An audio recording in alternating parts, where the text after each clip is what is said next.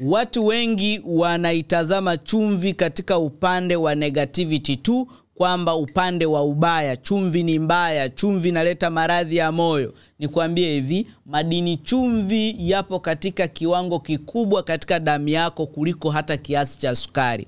Yaani mwili wako unahitaji madini chumvi katika kiasi kikubwa kuliko hata uhitaji wa sukari katika mwili wako. Kwa mfano, binadamu tunamkadiria kuwa na lita 5 mpaka 7 za damu. Tuashumu kwamba wewe una lita 5 za damu. Katika kila lita 1 ya damu yako, kiasi cha madini chumvi yaliyopo ni gramu 3. Sasa kwa lita 5 maana yake wewe una chumvi gramu 15 kwenye damu yako. Gramu 15 nikimaanisha haka kijiko kamoja ni gramu 5. Kwa hiyo nikichukua kijiko cha kwanza nikaweka katika damu yako, kijiko cha pili cha chumvi, kijiko cha tatu cha chumvi.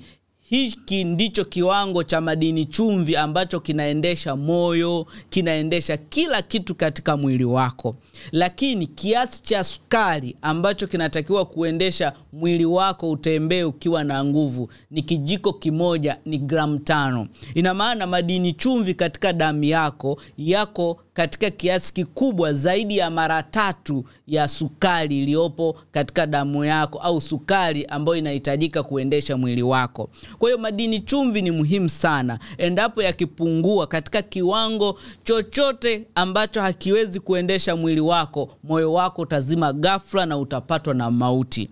Ndio maana hapo zamani za kale wana michezo ambao walikuwa wanapewa maji kwa kufuata formula. Kitendo hicho kilisababisha wana michezo wengi wakawa wanapatwa na mauti ghafla uwanjani. Baada ya uchunguzi wa kina ikaja ikagundulika kwamba kitendo cha kumnywesha mwanamichezo maji mengi kwa kufuata formula bila kujali kiu chake, hali hiyo inasababisha upungufu wa madini chumvi katika mwili. Kumbe katika mwili wa binadamu kuna mfumo ambao huwa unaratibu kiasi cha usawa wa madini chumvi na maji. Kuna tezi katika mwili wa binadamu inaitwa adrenal gland ambayo huzalisha homoni 2, aldosterone, antidiuretic hormones. Hizi ni homoni ambazo huhakikisha usawa wa kiwango cha maji na madini chumvi.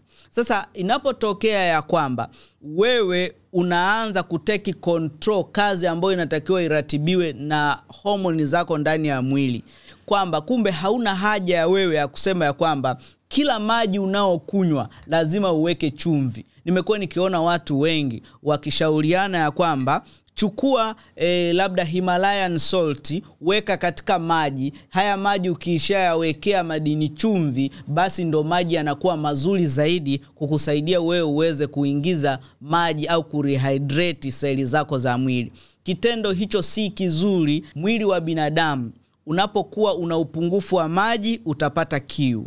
Mwili wa binadamu unapokuwa umezidiwa madini chumvi utayakojoa. Kwa hiyo kitendo cha kuweka chumvi katika kila maji unaokunywa si vizuri. Kuna kundi la watu huitwa salt sensitive. Salt sensitive yaweza kuwa na wewe uko katika hili kundi. Mtu anapokuwa na uzito mkubwa, unapokuwa na uzito mkubwa, hali ya mwili kuwa mkubwa, kuna mabadiliko ya homoni ambayo husababisha mwili unganganie maji na madini chumvi. Kwa hiyo pale unapoweka chumvi tu kidogo unasikia moyo unaenda mbio, pressure yako inapanda. Haimaanishi ya kwamba chumvi inaleta pressure, ila inachokoza ile hali ambayo tayari imejitengeneza kwa sababu ya uzito wako mkubwa. Kuna watu ni salt sensitive.